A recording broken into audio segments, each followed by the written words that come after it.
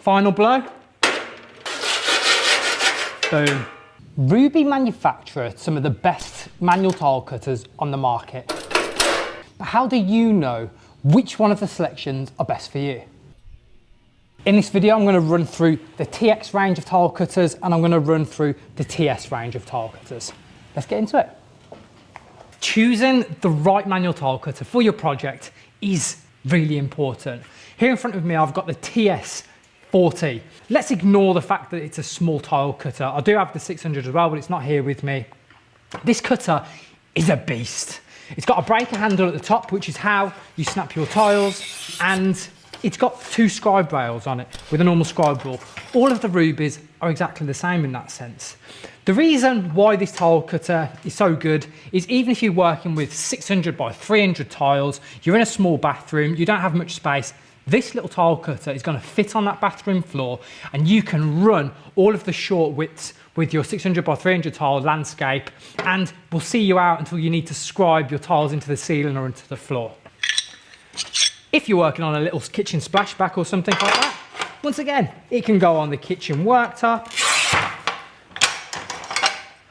Nice and easy, small, compact, useful.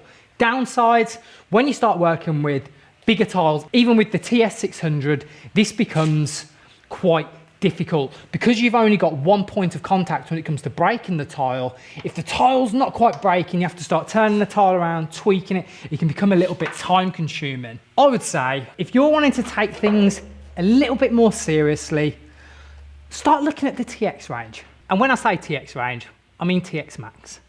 Ever since I bought one of these tile cutters, I've never picked up one of the TS models. In fact, only for kitchen splashbacks is when I've ever used that. The TS60 has been in my box, in my garage for about 18 months. The reason for that is simply because on these models of tile cutters, rather than relying on a little breaker handle at the top, you have got this breaker in the middle and it's activated by the trigger. What that means is that when you're coming to cut a tile, you don't just have that one point of contact at the top of the breaker.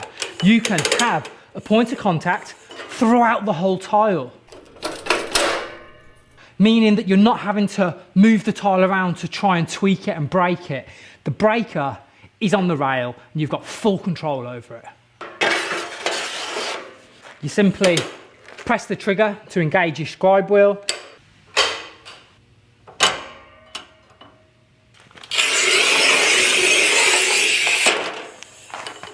Lift it up to engage your breaker.